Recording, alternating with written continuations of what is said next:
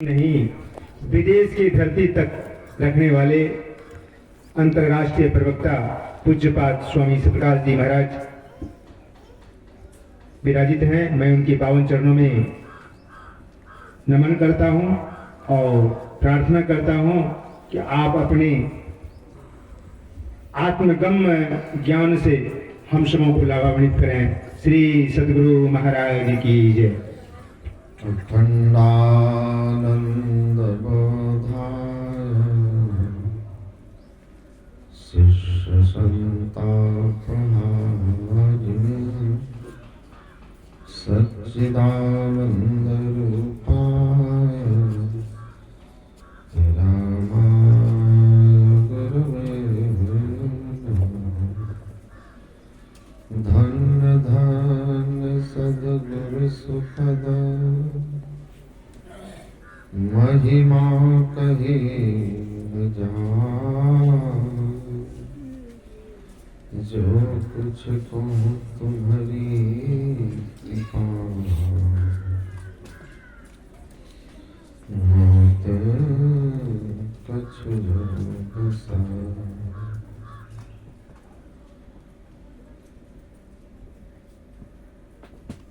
परमाराध्य सद्गुरु महाराज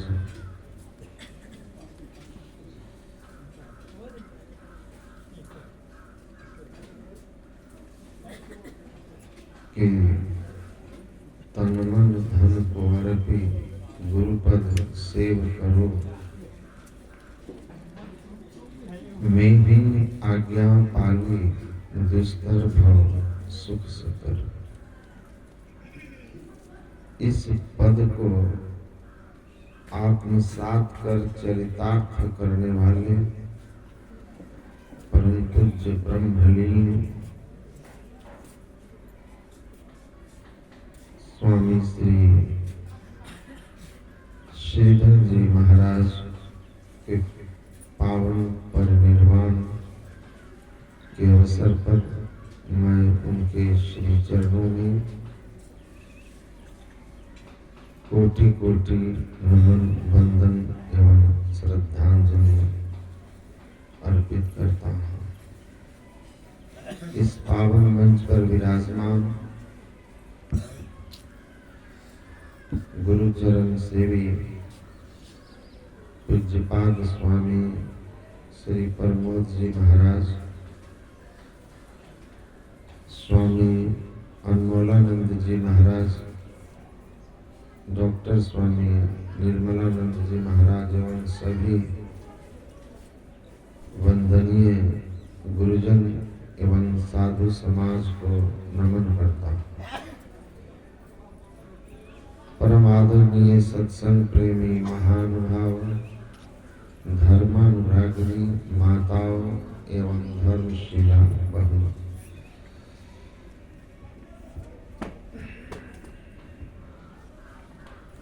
परिनिर्वाण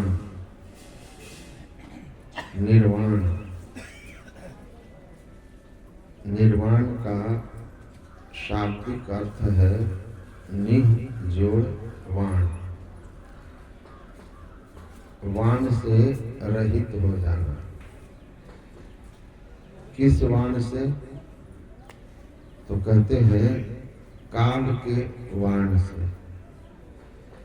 भगवान श्री राम के लिए लिखा है, लव निमेष परमाणु युग बरस कल्प सरचंड। यह जो समय का एक एक क्षण है,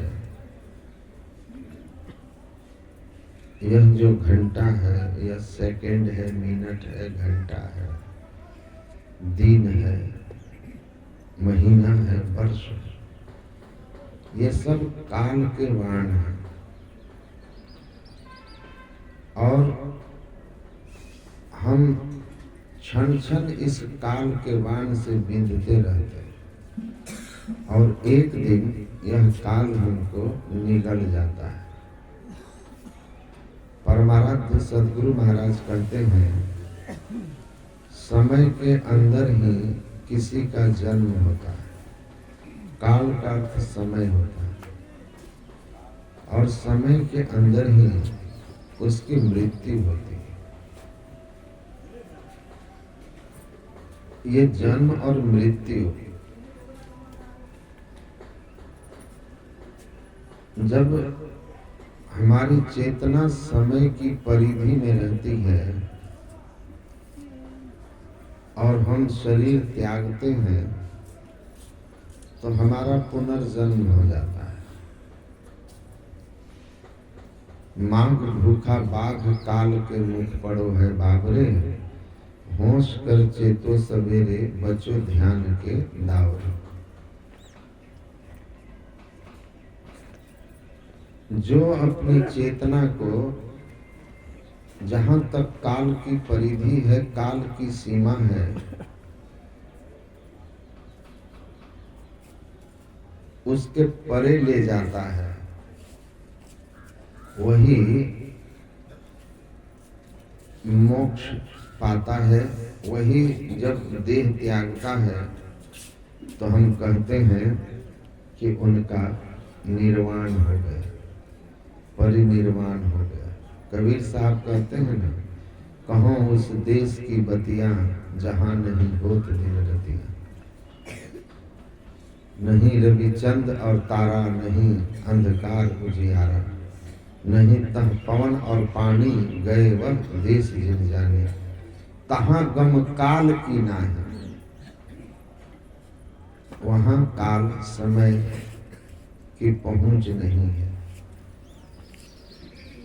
वह परम धाम है,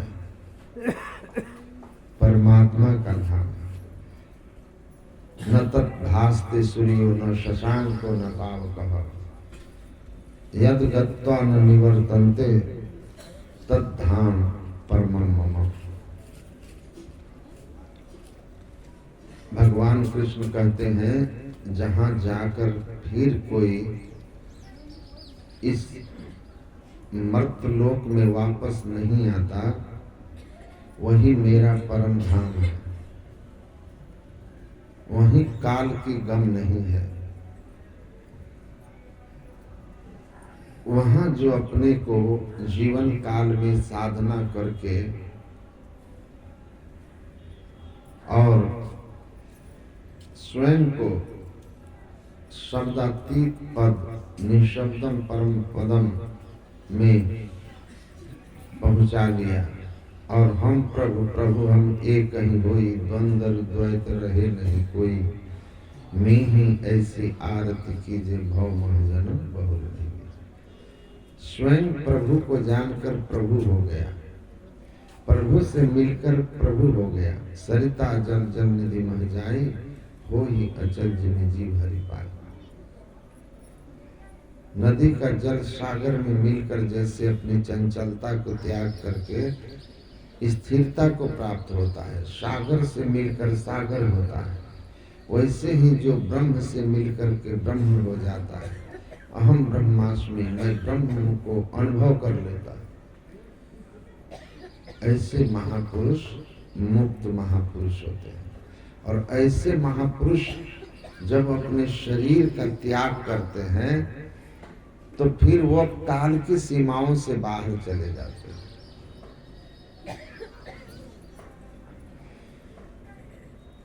काल की सीमा से बाहर चले जाते हैं, परमात्मा के धाम में चले जाते हैं, सारे शरीरों से मुक्त हो जाते हैं। स्थूल सूक्ष्म कारण महाकारण कैवल हो के पार। पहले जीवन काल में इस अवस्था को प्राप्त करते हैं तो जीवन मुक्त। और जब शरीर की अवधि पूरी हुई तब शरीर का त्याग करते हैं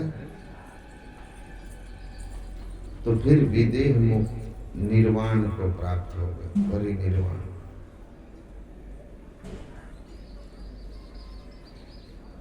उनके अंदर संसार की कोई कामना वासना नहीं रह जाती है, कोई चाहना नहीं रह जाती है। वे केवल संसार के कल्याण के लिए कार्य करते हैं। वे संत हो जाते हैं। तुलसीदास जी ने लिखा है ना, संत बिटप सरिता गिरिधरणी परहित हेतु सबन के करने। संत बिल्कुल वैसे ही परहित के लिए कर्मरत होते हैं, उनका अपना कुछ करना शेष नहीं होता। जैसे वृक्ष अपने लिए नहीं फलता, नदी का जल अपने लिए नहीं होता, पहाड़ के जड़ी बूटियां लकड़ियां पहाड़ के सुख सुविधा के लिए नहीं होता, ये सब परहित के लिए है, संत परहित के लिए। तो ये जीवन मुक्त महापुरुष संत परहित के लिए कर्मरत होते हैं, ये निष्काम कर्म योगी कहे जाते हैं। और पूज्यपाद ऐसे ही निष्काम कर्म योगी थे। महर्षि अरविंद ने लिखा है,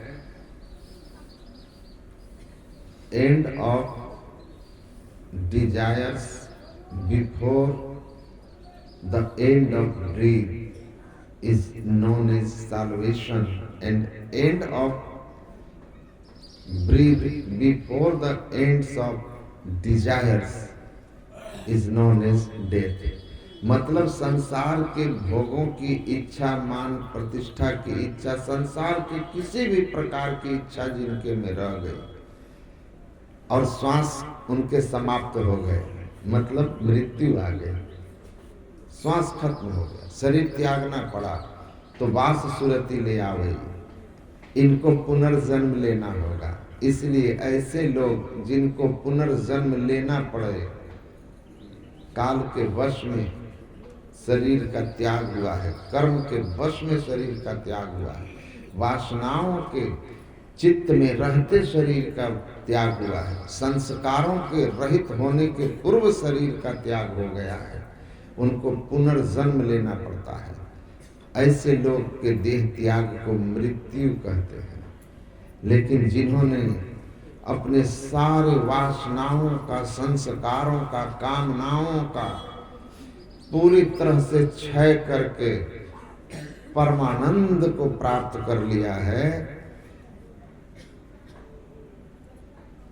और उनकी सांसें अभी शेष है, शरीर अभी जीवित है, ऐसे महापुरुष जब देह त्यागते हैं तो महर्षि अरविंद कहते हैं कि वे मोक्ष प्राप्त करते हैं। उनको कहते हैं ये महापुरुष निर्वाण को प्राप्त हो गए। तो ऐसे ही निष्काम कर्म योगी, जिनको अपने लिए कुछ करना शेष नहीं रह गया था, जो गुरु महाराज के प्रति अपने को समर्पित करके गुरु कृपा से अपने को गुरु महाराज की ही तरह हो गए थे। और आप सुने कि गुरु महाराज ने उनके लिए जो मैं वही श्रीधर, अब इससे ऊंची बात उनके लिए कोई कुछ कह ही नहीं सकता, कह ही नहीं सकता। तो उनका ये परिनिर्वाण है। ऐसे वे दिव्य महापुरुष थे। मैंने आप लोगों को कल कहा था कि मैंने उनका दर्शन नहीं किया, बहुत उनके बारे में लोगों से सुना था। तो कल मैंने कहा कि पूज्यपाद महर्षि दल बहादुर परमहंस जी महाराज से मैंने कहा कि हुजूर उनके बारे में ऐसा ऐसा सुनते हैं। तो उन्होंने कहा जितना सुनते हो वह सब कम ही सुनते हो, कम ही सुनते हो। और अभी रमेश बाबा सुना रहे थे, मैं एक दिन, हम सभी लोग थे एक दिन आचार्य श्री के पास, पूज्यपाद महर्षि नंदन परमहंस जी महाराज के पास। तो धरहरा के संबंध में चर्चा होने लगी। तो पूज्यपाद ने बहुत पहले का संस्मरण सुनाया, जब यह आश्रम अभी मतलब छोटे रूप में था, जमीन वगैरह था, तो वो कहते थे कि पूज्य श्रीधर बाबा के समय का एक साधु था। जब गुरु महाराज वहां गए तो उसने गुरु महाराज से कहा कि हुजूर, धोती यहाँ पड़ल रहे छे नया नया, लेकिन मालिक दे नहीं छे मंगलों पर। तो गुरु महाराज ने कहा कि की कहे छे? तो उसने कहा, उस महात्मा ने, कि हुजूर कहे छे कि मतलब मुझे उस तरह नहीं आती है, मैं भोजपुरी भाषा तो क्षमा करेंगे, मतलब गलती हो जाएगी। तो हुजूर कहे छे कि जे चीज के उपयोगिता शेष रह जाए, मतलब जो चीज अभी उपयोग के लायक है और उसको तुम फेंक दोगे और दूसरा ले लोगे उपयोग करने के लिए, तो फिर भविष्य में तुमको इसका कर्मफल भोगना पड़ेगा। वह वस्तु तुमको प्राप्त नहीं होगी, उसके लिए तुमको तड़पना पड़ेगा, उसकी कमी तुमको महसूस होगी। तो गुरु महाराज जी ने उनसे कहा कि सुनो, मैं गया था मुरादाबाद गुरु बाबा देवी साहब के पास, तो एक बाल्टी पानी मैंने पैर हाथ धोने में खर्च कर दिया। तो बाबा देवी साहब ने मुझसे कहा था कि लाला, तुम जरूरत से ज्यादा पानी खर्च करते हो, एक दिन तुमको पानी के लिए परेशानी उठानी पड़ जाएगी। किसी वस्तु का दुरुपयोग करोगे तो वह वस्तु तुम्हारे लिए दुख का कारण बन जाएगा, अभाव हो जाएगा। यह व्यवस्था है ईश्वर की। और उनकी बात एकदम सत्य हो गई। मैं जब वहां से लौट रहा था तो बहुत गर्मी थी, हमको प्यास बहुत लगी थी। कई स्टेशन पर कमंडल लेकर उतरा पानी लेने के लिए, लेकिन मेरा नंबर आते आते ट्रेन खुल जाती थी। मैं दिन भर प्यास से तड़प उठा था।